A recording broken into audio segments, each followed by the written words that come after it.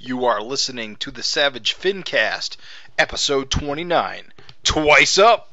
Chicago. A criminal mastermind called Overlord held our city in his terrifying grip. Ordinary cops were losing the battle against Overlord's super freaks and mutants. Then, a miracle happened. When I found him, he had no memory of his past. I helped him find an identity and a life. Now we have a fighting chance. Now we have the dragon.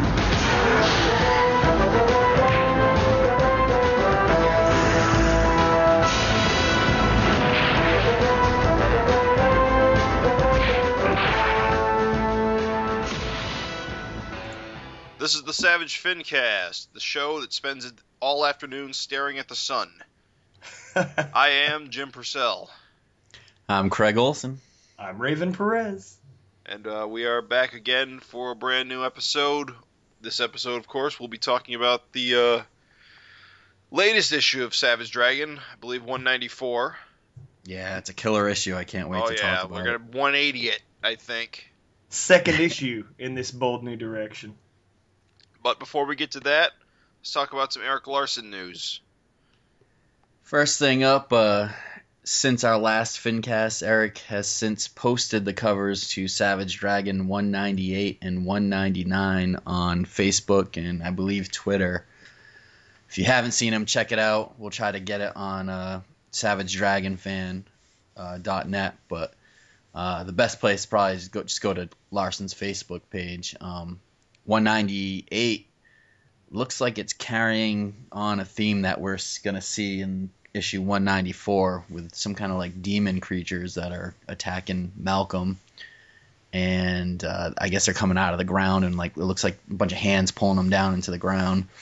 And then 199 looks like it continues that story with some kind of giant demon attacking Malcolm and his girlfriend Maxine and a bunch of other demons kind of like terrorizing the city. So it's a pretty cool looking cover. Definitely check it out. And it's just intriguing that, you know, when you look back at all the covers that Erik's posted for the issues that aren't out yet, so 195 through 199, there aren't any new, like old familiar characters. It's all new characters. And I kind of wasn't expecting that leading up to 200. I thought maybe at least one of these covers would have Dart and we'd be seeing like Dart in the Vicious Circle, you know, kind of gearing up towards issue 200, and we're not seeing that, which is kind of cool. It seems like, you know, I think 195 has another kind of new red villain. I don't know his name, but he's like attacking Malcolm, and then there's that other cover with Malcolm, looks like some kind of like vampire creature, and then we're coming on to these two covers with these demon creatures. So it's definitely something I didn't see coming. Well, I gotta say, I'm not surprised that he's not going back to the well on established characters. The impression I've gotten all along is that he wanted to make a clean break, at least, you know, presentation-wise. Just to show that this is Malcolm's era, not his dad's. I think after 200, we'll start to see more of the old guard start to get reintegrated. You think we'll see Dart again? I honestly don't think we're going to see the Vicious Circle till after 200, or at least not front and center. Yeah, that makes good sense. It's weird though. I mean, we're getting these like these new characters, and they almost feel like they're established characters in a way because you're not getting any backstory. At least with the issue we're going to talk about today with this guy. What's his name? The guy. Torment. Torment. He seems like he's like an established character in a way. And we'll talk about that more as we do the summary of the issue. And then we had that other guy, Tantrum, who seemed like, you know, there was kind of no explanation about where he came from either. So I wonder if all these kind of villains that we're going to be seeing are tied together somehow. I like if in fact they're going for demonoids. I love the idea actually that the demonoids were introduced in a little like flashback, and then the idea of them pursuing Malcolm, you know, as he continues to age. It's a slick trick to make it seem like they've been there all along, right? When in fact they're new, and that's awesome. Yeah. So they're really cool covers. I think, you know. Well, I like 199. I kind of like 198, but I think the background's like really boring. Yeah. You don't like yellow? A lot of yellow in all these covers. Have you noticed that all the covers, like the colors for the Savage Dragon logo, just alternate between purple and red? I had not noticed back that. and forth. Yeah, they haven't. They're either the purple Savage Dragon with like the red background, or a red Savage Dragon with a purple background, and it just alternates between each issue. But those are the only two colors he uses.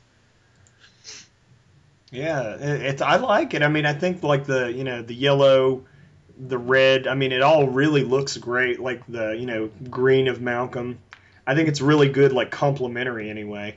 He said he's going to switch it up later on to where he messes around with all of the colors available to make it work. But I mean, these are new issues for a new audience allegedly, so it's good to have some consistency at least initially. Right. Yeah. So what do we got for the next? Moving on, we've got Gary Carlson and Frank Fosco news, which is almost like Erik Larsen news. They're to create a new Teenage Mutant Ninja Turtle short story for the IDW 30th Anniversary 48-page TMNT one-shot. That will be I can never pronounce this word, Cavalcade? Cavalcade? Yeah, it'll be a cavalcade of all new short stories from the top talents that brought us the rich Ninja Turtle world over the last 30 years. Each story is inspired by a different era of Turtles and will feature a unique look. The creators that will be included will be Peter Laird, Gary Eastman, Dean Claren, Chris Allen, Gary Carlson, Frank Fosco, Jim Lawson, Tom Waltz, and Dan Duncan. The expected release date will be May 28th. I'm super hype about this because I get to read new Jim Lawson drawn Teenage Mutant Ninja Turtles, who is my Turtles artist. School me. Put him in context. Jim Lawson did all of the Volume 4 stuff that started in 2001 that ran through 2005. Is that the Image era? Oh, no. No, it's past that.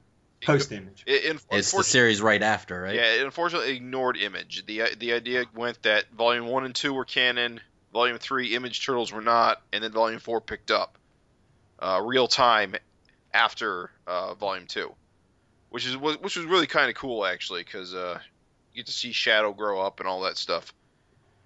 Yeah, I of course watched the cartoons as a kid, and growing up, I knew there were Turtles comics, and when I started reading comics regularly, the new Ninja Turtles series was launching, so I picked up on it. And for a couple of years there, it was easily one of my favorite comics. It was written exclusively by Peter Laird and drawn by Jim Lawson, and they just made some really good comics.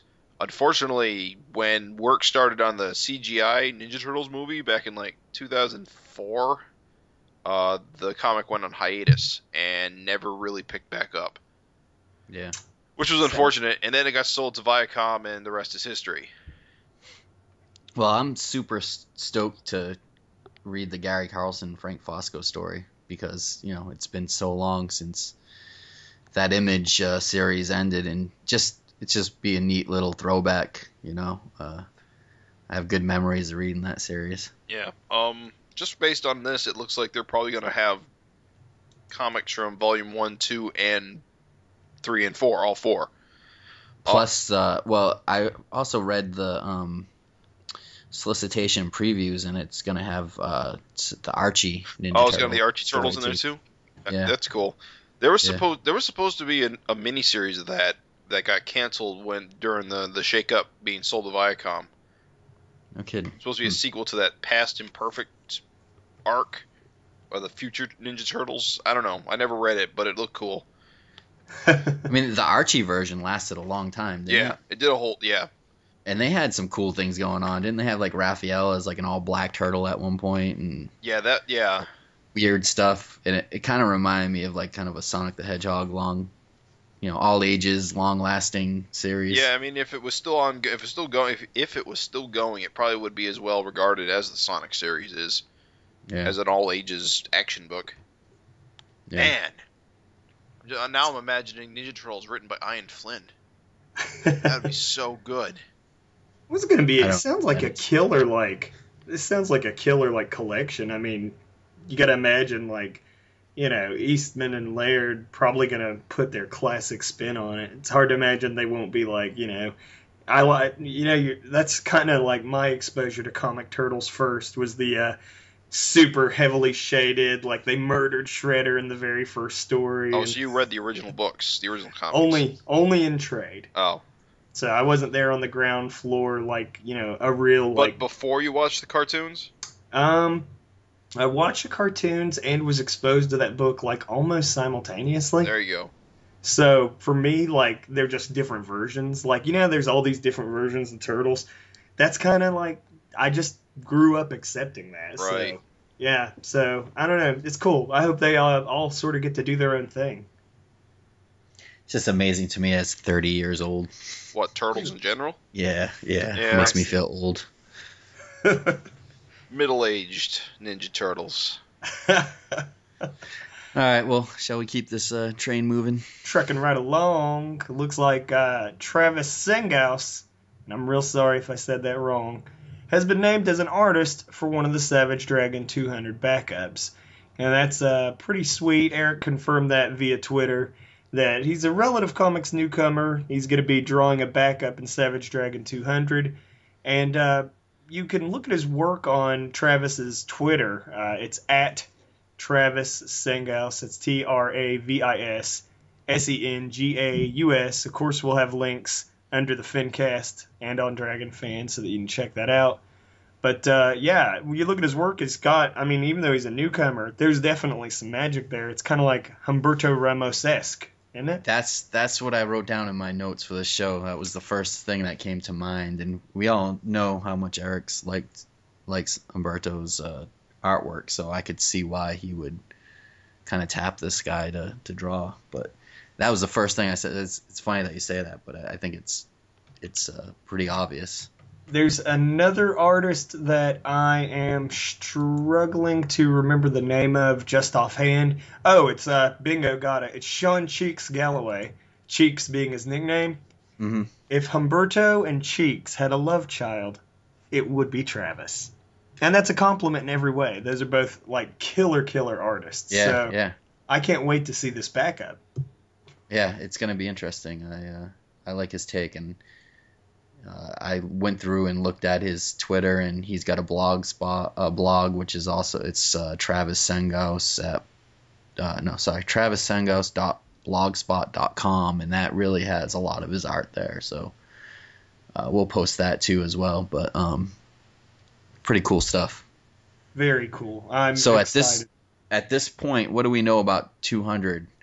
Chris Burnham is going to be doing a backup art. We know this guy Travis Sengaus is doing a backup. I don't know if it was confirmed, but is Frank Fosco and Gary Carson doing a backup, like a Vanguard backup or something? Didn't they say that at one point? It was hinted at, so. And you got to imagine probably Adam's strip thing is going to be in there in some way. Right. Yeah. So that's a plethora of sweet little, cameos.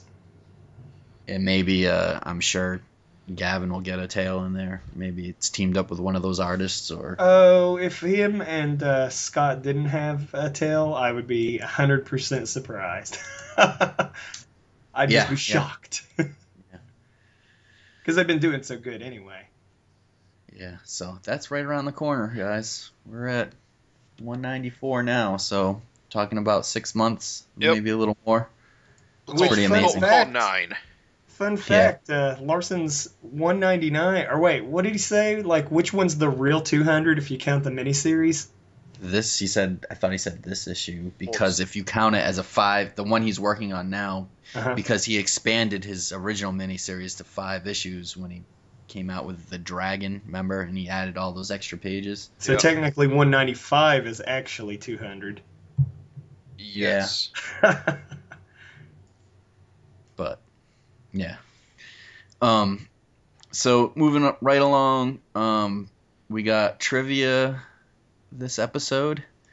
Let's go back to last episode's, episode 28's question.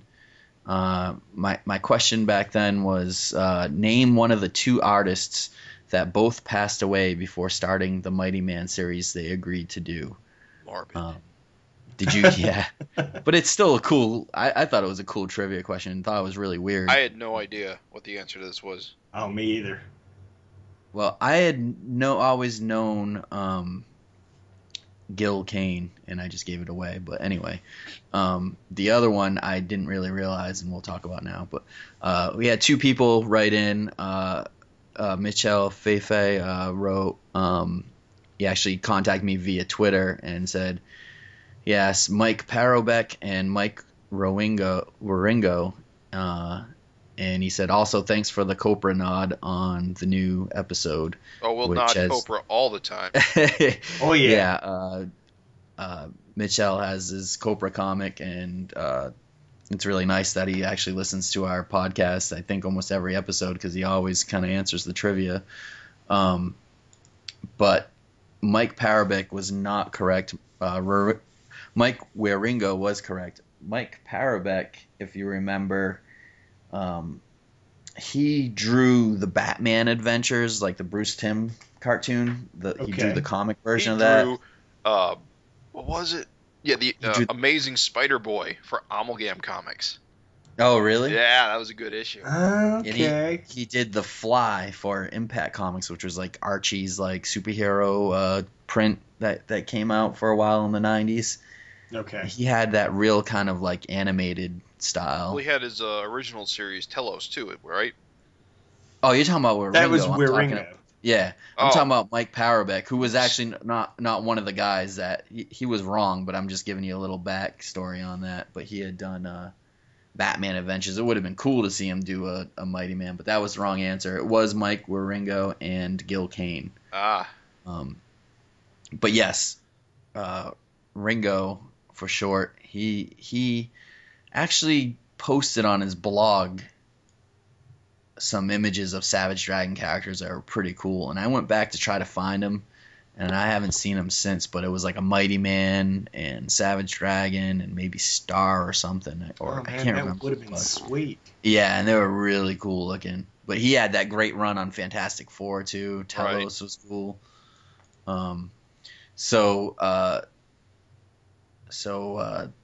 The other person that answered the trivia was our pal Nick Justice.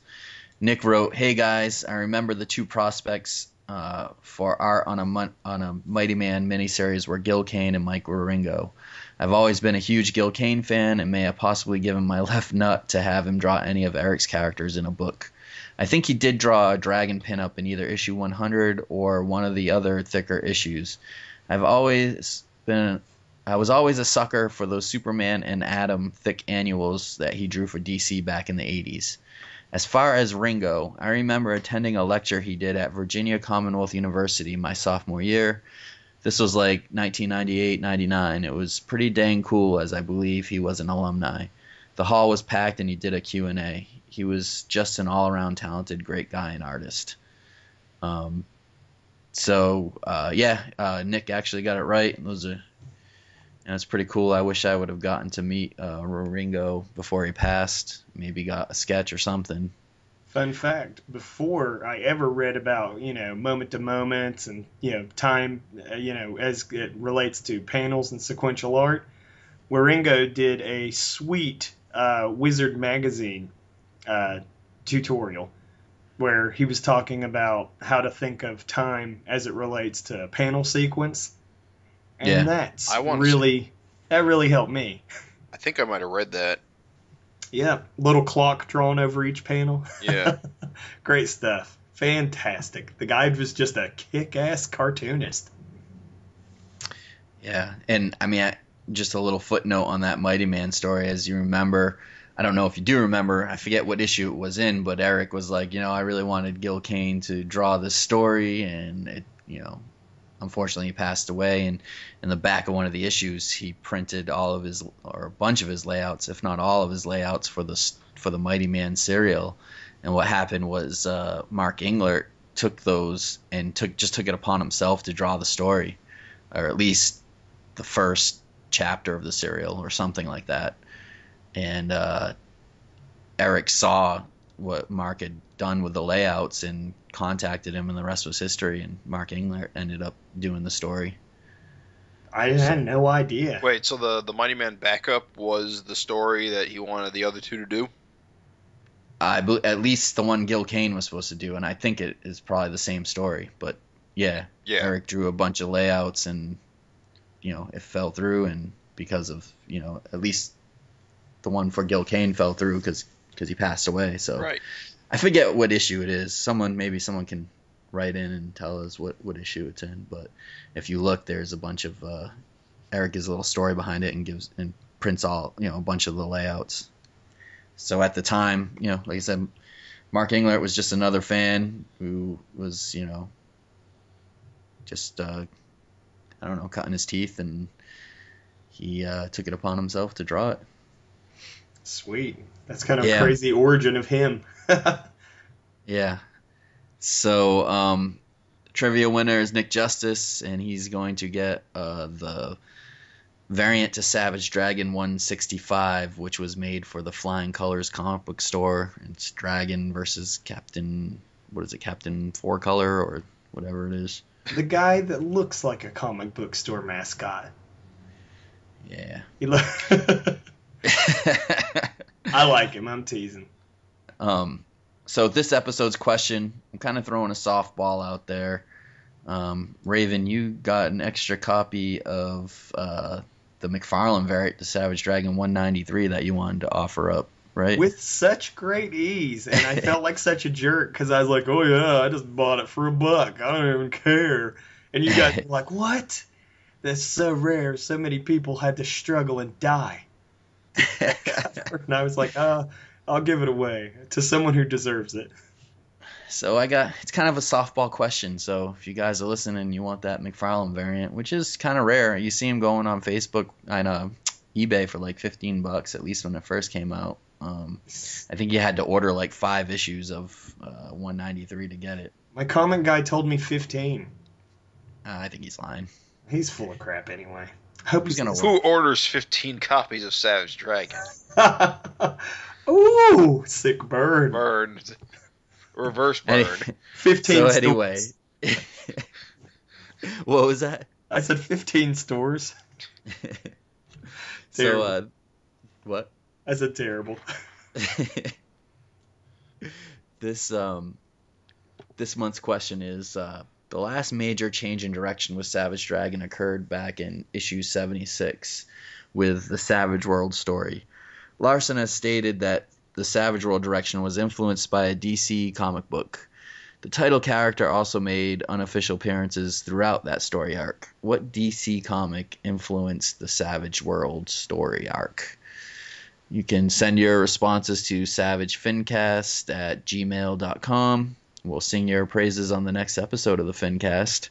One winner will be chosen from all the correct entries, and we'll get the McFarlane variant to Savage Dragon 193. And I will give a hint. It is Nort, the dog Green Lantern. Oh, God. No, Nort. It's not. It's not. Although he should have been in the movie. Would have saved it. Did he ever have his own comic? Oh, I don't know. Did he? God forbid. Although, I guess crazier things have happened. Hell yeah. So let's get to the meat and potatoes of this podcast. It's what the people want to hear. Savage Dragon 194. What an issue. Yeah. Good. Can I tell you how happy I am about this issue after 193? Because I That's felt bad after the last podcast. I didn't really enjoy 193 like I had hoped, and this comic made up for it, plus some. Oh, yeah. I think, basically, if you played the previous podcast in reverse, it will be this podcast. Or it will just be satanic messages. Or both. It could be both. No, it's awesome. Go ahead, take it away, man. Well, first I want to say, I know we talked about it in the news last episode that, Erik kind of started a Jack Kirby fan group on Facebook. And I think, he's been pretty active in it, and we going back and forth, and we know that he's always been a Jack Kirby fan. We know he's influenced by Jack Kirby. But I think by him just having these conversations about Jack art and about Kirby's art and just talking about it and people like interacting with it. It's a pretty active forum. I think it's really rubbing off on his newer kind of issues. I mean, you see it from the cover. I mean, everything in the inside, which we'll talk about, it just seems like it's just got a lot of, and not that he's never had energy in life to his books, but it almost seems like he's just refreshed.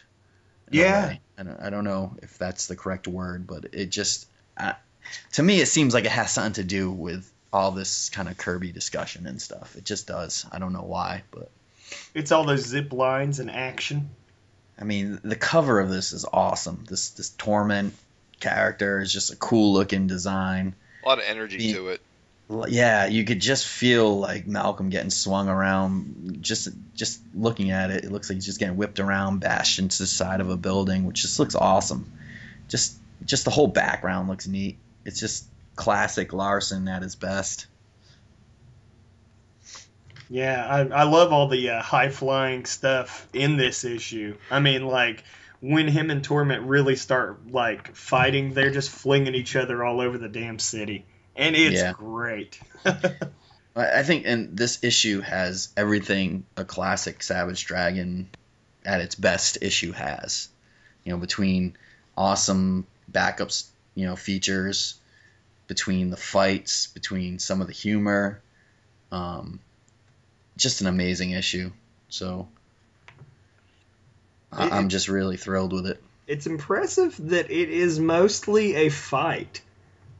And yet there's a lot of good like story and entertainment. It's not just a, fight. But this issue is mostly a fight. And yet there's still, good storytelling and character moments and stuff in there. So, I don't know. Yeah, we'll talk about it, but there's, the flashback, you get a lot of kind of background information on Malcolm. You get, you see him interacting with, that college kid, what's his name, Lamar, and just you get a little feeling, more of a background on Lamar and his interaction.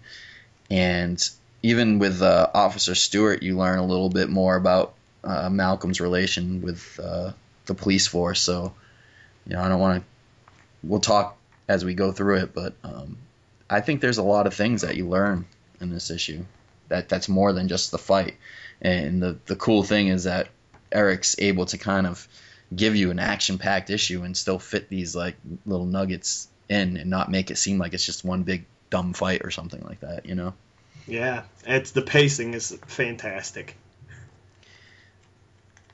I love how this issue kind of opens up again with another flashback. Oh yeah, I wonder if that's going to be an ongoing thing through this the first arc.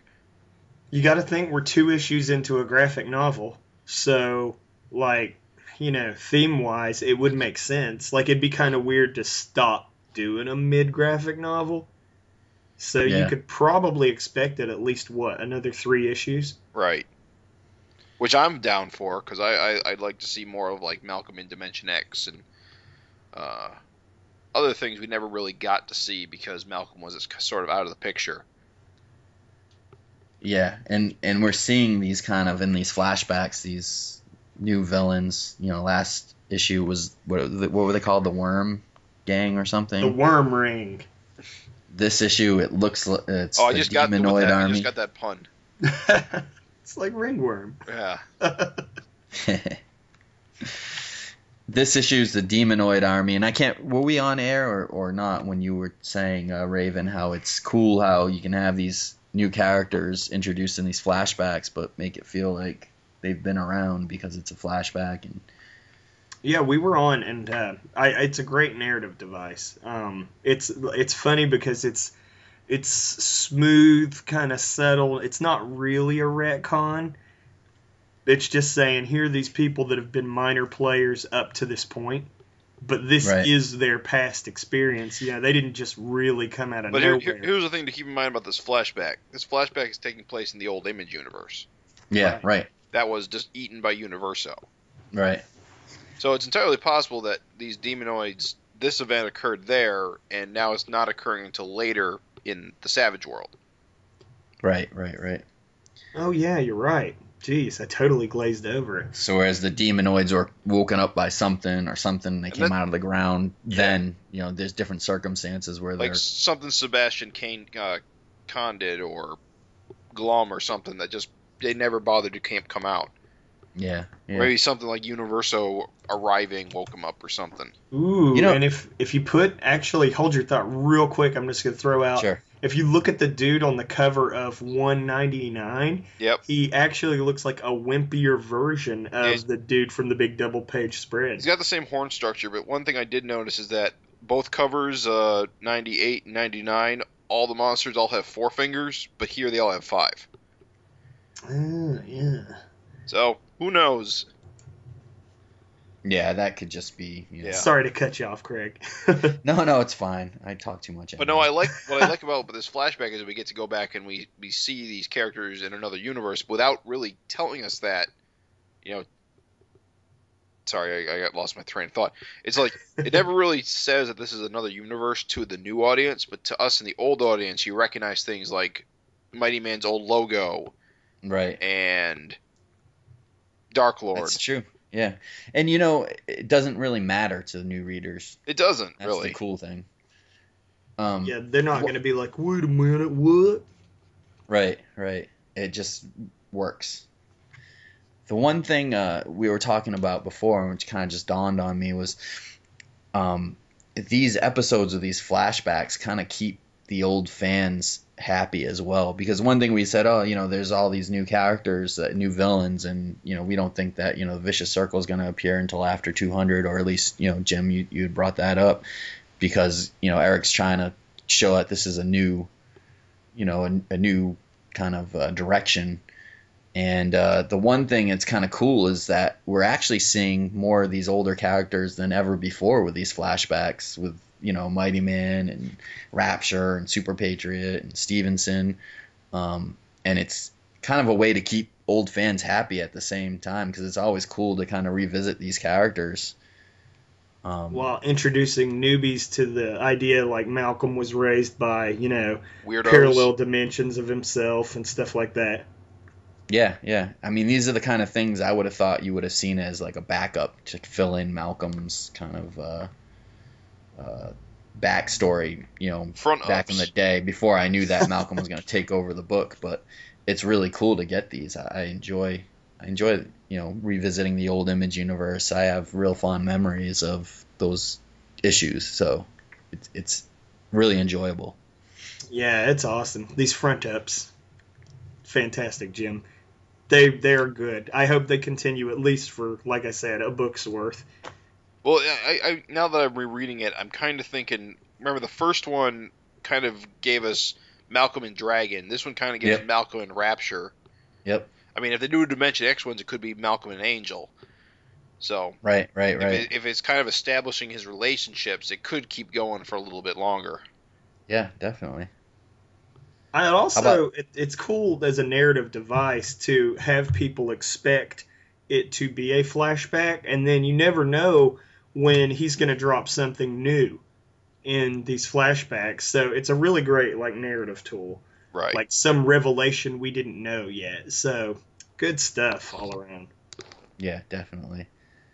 How about that first double splash page? And I don't think we mentioned this, but Eric drew this issue, what he calls twice up, and I believe that's twice as wide and twice as tall, or not so much? Basically 2 times the size that he normally works. So I think most normal artists work 11 by 17, and this would be what, twice that? You see a picture of him holding it on Facebook, and it's enormous. Yes, it's huge, and I think he's able to get a lot more detail, and I think he's working more of the brush with his inks now or something. Yeah. And I have to say, I noticed the line work seemed a little bit more defined this month. It's nice. It's gorgeous. It's really nice, and it doesn't seem to be slowing him down any, so... Yeah, he did say on Facebook, I think he enjoys doing it this way, but he said he's not always going to be able to, because there's going to be times when he likes to, lay out his issues and pencil his issues on the road. Right. Or they're on a plane or whatever, and he said that the boards are just too big. But my God, that first double page, even that first splash is gorgeous with Rapture on the front and center, and then you turn the page and that huge demonoid thing is just like incredible. Yeah, it's funny because you gotta think, like, there's only like 22 pages or 24, whatever, to fill with the main story, yet you get 2 double page spreads, a single splash page, and yet it doesn't really feel like you're short on pages. Oh, it's awesome. Well, and as you go along, like, you look at the fight scene, you get like a 9-panel fight scene, so that, you know, 1 page with 9 panels. So I mean, he's all over the place in this issue, and it's just fun. It's good. It's good. It's funny because I think when you read a lot of mainstream stuff, and I think we've talked about this in past FINcasts, that like they don't necessarily have a great fight balance all the time. Mm-hmm. So they're kind of, sometimes they write for the trade more than the issue. So it's a really, like, it's always impressive when he does this, which is that is to say, load an issue down with fighting and yet still tell plenty of story without you really feeling it. You know what I mean? Yeah. So it's awesome. How in that flashback, how funny is it? Like the total like Mighty Man, like he's so like oblivious in a way. Is that like, his deal? Because I kind of was wondering how he kind of went along with all this Dark Lord nonsense. Well, I think it's Dart at the time, right? I forget who Mighty Man is at this time, but I mean he's I think doesn't his like personality change though when it turns into like a Mighty Man? I don't know. He just turns into like the Boy Scout type, and he's just, Malcolm's mom dies in that, Rapture gets squashed in that scene, and he's like, oh my God, my mom's dead, and then he's like, things aren't always what they seem, Malcolm, is what Mighty Man says to him, and then he goes, after he saved Malcolm, he's like, but first, what do you say to me for getting you out of harm's way? And it's like, can you be any more insensitive? Well, Dark Lord has mind control powers, right? I don't know if that was. I'm not sure if that's ever been established or. Yeah. I can't say either. I think I kind of thought that was his whole thing, is he like started the Covenant of the Sword cult and like kidnapped and brainwashed all these alternate dimension superheroes. I just took it as he brainwashed them as like any other cult leader would brainwash, right. Not with any kind of powers, but with. Well, I could. And I don't think even as a reader we still know if he's really a good guy or a bad guy, honestly. Well, yeah. His whole deal here is that he's trying to save the world from Universo. Right. That's why he's like working with the government to like keep the superheroes like in tip-top shape. Yeah, and he's got multiple versions of superheroes. Till Dragon fucked it up. As he does. So, what did you guys think of the Torment character? He's fantastic. After this flashback, we go like straight into like the fight. I love the gimmick of like the different like shaped word balloons and fonts and stuff. In fact, the lettering on this whole thing is great. Like the sound effects look better than ever. I didn't even notice that they're not hand drawn really that much. But like the way Torment had that whole dual like sound effect, like his evil word balloons were all wobbly and he had a different font. Oh, it's just good. It's a great character. Yeah, I'm really intrigued to where the heck he comes from. Because he kind of looks like a demon guy with like those tusks things sticking out of his chin, and he's got this weird like medieval getup. So like, what's his deal? I kind of got the impression when Malcolm talks to Captain Stewart that he's kind of been a menace lately. Yeah, like he's been around because Stewart knows about his affliction, right? And how the heads work. Yeah, so I don't know. That's the way Stewart kind of is treating him, like he's an established pain in their butt. Right. So he's throwing Malcolm at him. I love how when they're fighting, they're just like getting punched and knocked through the air, and they're like getting knocked like 50 feet in the air through buildings, and they're just jumping around. And Erik's really established Malcolm as kind of a guy that really just bounds over buildings, kind of a little different than his father, which I think we talked about that last episode in the beginning of the Savage Dragon series, a younger Savage Dragon, we'd see him jumping up higher and through roofs of buildings and stuff. And as he got older, we saw him less and less kind of jumping as high and doing these crazy jump moves and stuff like that. And now we're back at a younger Malcolm, and we're seeing that a lot in these past 2 issues where Malcolm's just leaping incredibly high everywhere, and the fights are just getting, guys getting knocked through the air, and it's pretty neat. I love the acrobatic, like all the fight scenes, and man, the double page splash towards the end, the building toss. Yeah. So awesome. That is so great. It was one of the best double page splashes I've ever seen in period, I think. It was just awesome. It's like 3D. I would say, the building's all in perspective and stuff. I mean, that just must have been hell to draw. So cool, though.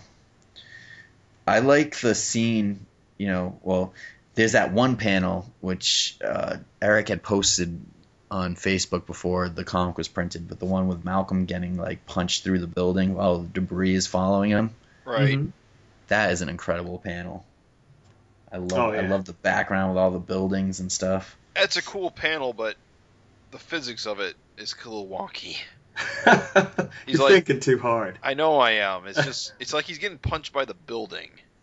It's like if he get thrown through the building, the debris should be behind him. I don't know. Oh, Jim. Yeah, but I think what's happening is he's getting punched through the building, so everything's coming with him, but yeah. I just found it a little odd that there's nothing behind him, like he didn't bring any of the wall with him. Yeah, that's a bullet. True. Like when a bullet tears through something? Yeah. And it's ahead of the trail of, like watch a super His velocity is just so much faster. That's what I'm thinking is that the rubble's just sort of it got hit, so it's flying, but he's traveling from the punch. Right.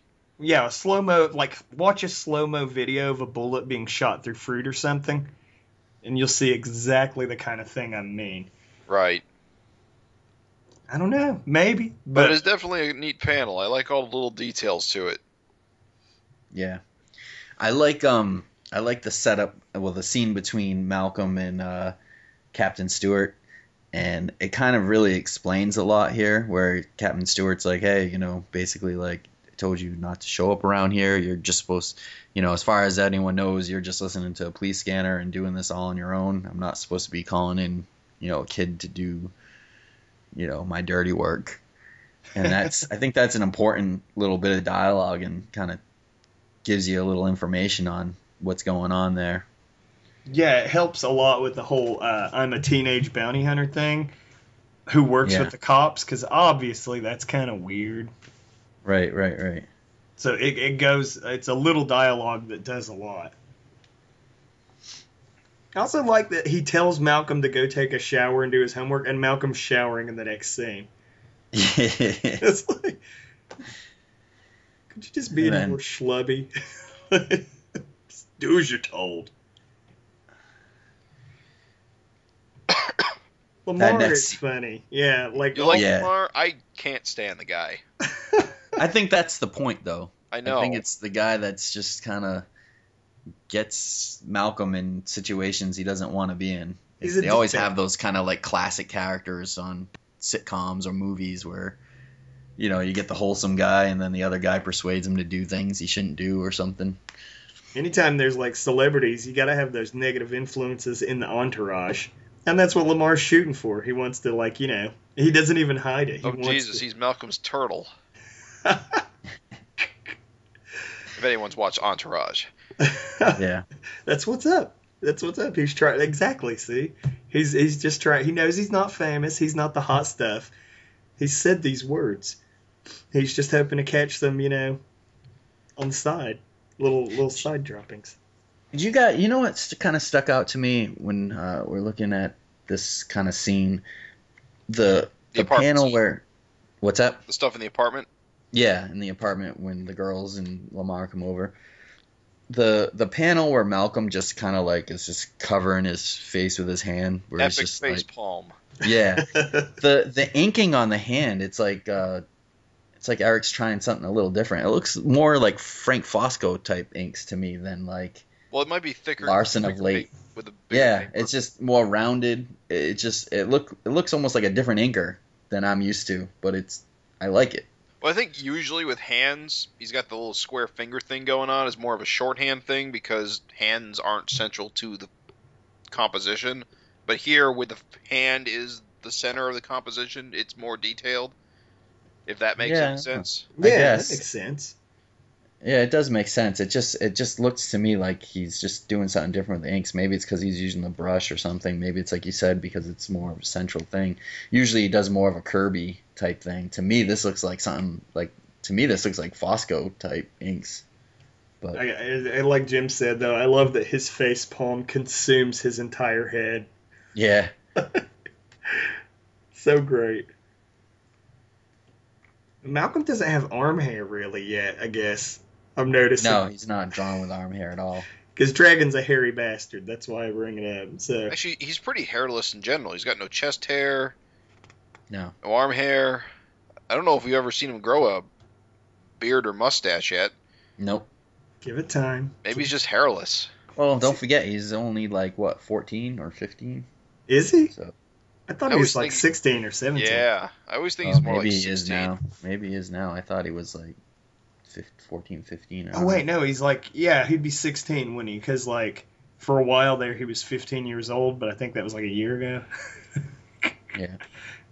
It's good though. All the Lamar stuff, even though he's like the guy you love to hate, which I mean, shit, isn't he dead? Yeah, I hope so. I don't know if that's confirmed or not. I mean, Malcolm kind of busts up, like when that splash we were talking about with that building's thrown at him, Malcolm kind of like breaks it up as it's kind of heading towards them, and I know the debris falls on a bunch of people, but I don't know if it's ever kind of I don't know if we know if these guys are all dead. I see Lamar's little arm hanging out half under a thing. So I mean, if he Yeah. ain't dead, he's gonna be crippled or something. The Yeah. other chick looks dead. Chloe or Yeah. whoever he was tossing around. Yeah, I think we'll see. Which that's all the motivation he needs for a lightning punch to the head. He's Yeah, pissed.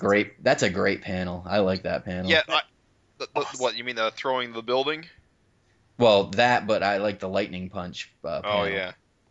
Well, I want to say this whole bit with Lamar and the girls in the building crushing them almost kind of feels like Malcolm's Debbie Harris moment Yeah, when he realizes that people around him can get hurt. right. So you got to I wonder think- how that's going to affect him going forward. Yeah, it's a powerful scene. You know, I think for new readers, this gives you a taste too of Savage Dragon, where people aren't safe. You might think that Lamar might be turning into like a supporting cast, and then the next issue he's dead or terribly hurt. And also there can be plenty of repercussions where like these are teenage kids that are hanging around this other famous teenage kid who has his own place, and they're all dead. I mean, things can happen from this moment. So Can't look good. no. How about that this 9-panel page, that the fight scene between Torment and Malcolm? It reminds me of like a Kirby 9-panel page, and it's just awesome. Here, more than any other page in the book, which they're great. If you don't really appreciate this stuff, go back and look. Because, I mean, there's thought put into every sound effect. But here, more than anywhere, I really love the work of the different sound effects. Yeah. I mean, the art's obviously awesome. So, I mean, I'm kind of, just accept that. And I'm saying that, man, just the different fonts and the shaky, wobbly, and just the power behind, the different, like, choices. Oh, it's good. This issue was great. It so was. And how, And then and how go ahead. absolutely crazed does Malcolm look here on the last page? Oh, yeah. Same shit. well, I mean, the panel, it's like the camera zooms out and you just see the destruction, and it's just like, wow. You really get a picture of what happened when that building fell, when it got tossed. It just, You don't even see any of the bodies. And then Mr. Glumzit gets mouthy. Mr. Glumzit. It's a good one. Malcolm yeah, pops and he just pimple. keeps taunting Malcolm. And I heard some speculation online that maybe Malcolm was only frying the bad head. That was my speculation. Oh. I said, look, he grabs the head, the little one, it looks like. Huh. So instead of just, you don't think he's frying Torment as a whole, you think he's just frying the little evil head? Well, you gotta think maybe he'd try that first. So will Torment be all strokey now? Well, and he'll be a good guy with like a limp, dead, red little Glumzit? All the things that you can talk about when you start talking about comics. That's so great. Glumzit. Just a little dead Glumzit. Who knows? I mean, guy's you gotta a total think, like good guy now. You gotta think that thing is like what seems to goad Torment on, who seems to not really have much direction of his own. If I was Malcolm, it's what I'd try first. Well, the little whitehead is like the whitehead is like the nicest little creature thing. He's all apologetic. So if that thing controlled Torment, you would think he'd be a good guy. Or even just a total milksop. Milksop. I love do nothing. I love the sound effect when he zaps him. Frackazak. Sure it will. Frackazak. So good. Oh yeah, I just forgot something I wanted to mention. I'm super glad that Malcolm is showing emotion when people are dying around him. Yeah. Oh yeah. You see him with a little tear in his eye after everyone gets crushed. It feels much more natural than it did last issue, I guess. Yeah. To me. So that was the main story. And it was good. It's high action. It really, pushed Malcolm's character arc forward, I think.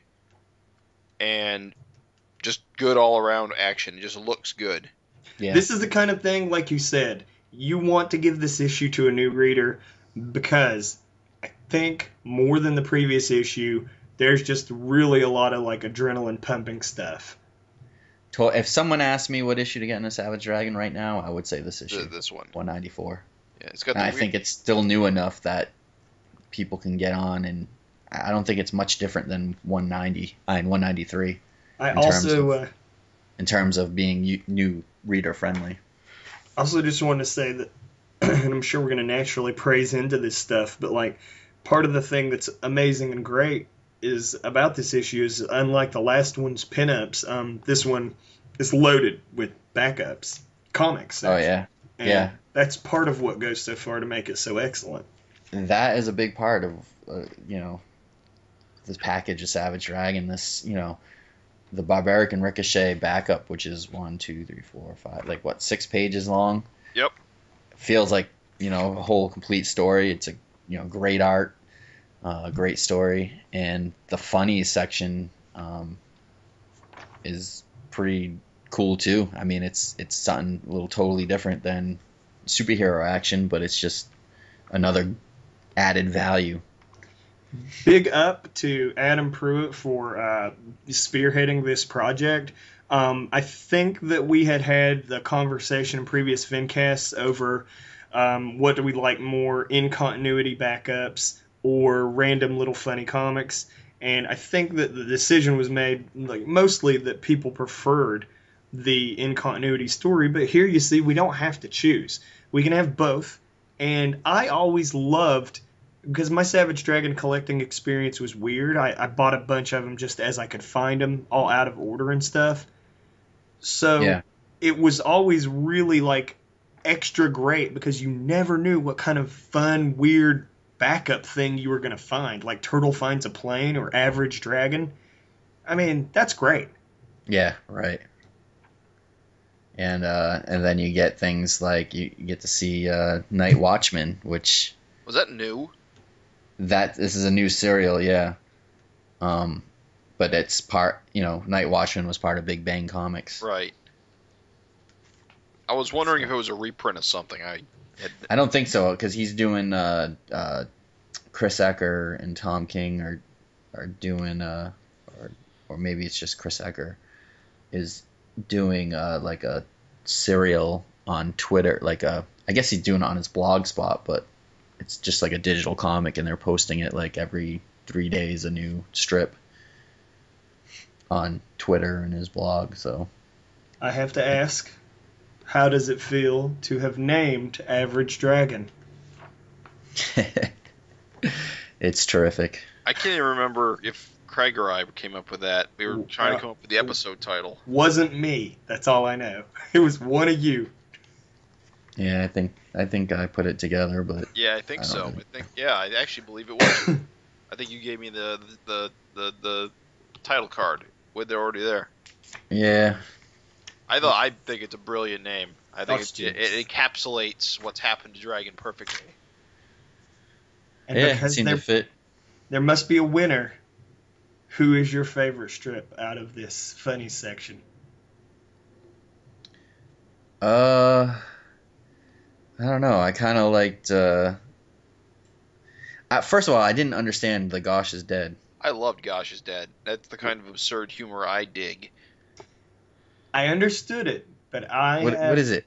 I don't get you know it. how Tell someone me. says "call my dog," like they want you to like say the dog, like here boy, instead of phone rings. Oh. So I think had you had a dog's paw on the phone, or just some nod that the dog was like answering the phone, it would have been a lot clearer and funnier. But no, I still like it, But I had that moment too where I was like, wait a minute, what? Oh, I think it's just a guy saying "call my dog" and then his phone rings. I don't think there's any dog at all. I gotta say, I love the Average Dragon, but that had already been posted on the boards for a while. That's true. But if I had seen that for the first time, I thought that was pretty damn amazing. I did like Misery Loves Sherman just because it was a Chris Eliopoulos tale, and it kind of brought me back to when he used to always have his backups. I agree. Sweet. That's from his webcomic that he either did or is doing. I don't know if it's still ongoing or not. Misery Loves Sherman. He did that for a while. It was pretty good in a Calvin and Hobbes kind of way. Yeah. What did you guys think of the backup by Gavin Higginbotham and Scott James of Barbaric and Ricochet? Oh, it was really good, but I'm a big fan of Ricochet as a character. Oh yeah. So anytime she flies into action, I'm totally down for it. It's a cool little tale, and that Kill Crazy villain, I guess, is a creation by Gavin and Scott. I thought at first it was a Larsen character because there's just so many of them I can't keep track, but if you look at it, it says it was created by James and Higginbotham. It is a visual feast, this backup. Like how they're in a museum and the little pictures on the museum actually have some kind of art on them. Yeah. It was cool. It was cool to see them back in action. You know, it tells a little backstory how their show was canceled because they're not fatties anymore. Damn it, Glum. Mr. Glum worked them too hard, and now they're back fit, and they want to be heroes again, so it looks like they're going. Well, the big bombshell is apparently they've got kids now that we've never seen. Oh, exactly. No, we've seen their kids, haven't we? Yeah. We've seen them at least as a baby. Oh, I don't recall. Yeah. I don't know about more than one. We've at least seen one of them. Oh, well, that's right. She had a baby in the Image universe. Yeah. I forgot about that. That was after they got married. Yeah. That baby's gone. Well, she might have had it again in this. I don't know, in this universe. I don't remember. I have no memory of their kids. I don't think we've been introduced to their post-Savage World children. I don't think we have. I love the idea of a big, red, super strong, bouncy baby. Yeah, there you go. Hopefully that's how that goes. But it was a great backup. I love seeing these type of backups. Everything was amazing. That is why this issue was like 11 out of 10. Absolutely killer opening. 150% awesome backup material. It was just off the hook. This issue was great. Yes, agree. As I read it, I was just a grinning idiot the whole time. Yeah, especially since we kind of panned the last issue, and I felt bad about it. Just to be able to see it's like a 180, like it just bounced back. It went from being an issue that, you know, I was less than happy with to an issue that I was ecstatic about. Right. So there you go. You never, Savage Dragon. If you don't like the issue, stick around. The next issue you'll love. And I think it's a testament too to what we've talked about, where it's like, with these ongoing series, I mean, it ain't up to 194 on accident. Right. I mean, if you don't love the issue that you just read, there's a good reason why the book's been around so long. Give it time, it's probably getting somewhere with things. Right. Totally agree. So should we talk about the next episode? Oh, you know what? Can I just say a disclaimer? I am super sick, so you don't get movie voice this time. Oh. I'm like, this is the most pathetic. You sound so disappointed. I am really disappointed, actually. God damn it. It's like when the roommate wanted to sleep with Mighty Man. Remember that? Like, it's like if you put on lingerie. No, wait, that was something else. At any rate, I'll try to put some spunk on it as much as this... Give us a little oomph. As much as this crippling disease of mine will allow. All right, here goes. Savage Dragon, 195. It's hard enough being a 17-year-old kid, but when you're juggling schoolwork, dating, and fighting a deadly menace hell-bent on leveling the city of Chicago, well, you just entered the world of the all-new, all-different Savage Dragon. Malcolm Dragon's on the run, and his girlfriend Maxine Lai is caught in the crossfire. Tune in next time. Sweet. So I'm excited for more Maxine. Me too. Bring that girl back. Just excited for more Dragon, and I hope he continues on this path of this last issue. It'll just be amazing. Somewhere Dave Sim sweats. Just kidding. But maybe he does. Well, thanks so much for listening, everybody. Yeah, thanks. See you next time. See ya. The Savage FINcast is hosted by the Gutter Trash Podcast Network, which can be found at guttertrash.net. The Savage FINcast is proud to be members of the Comic Addiction family of podcasts and the Comics Podcast Network, which can be found at comicaddiction.net and comicspodcast.com.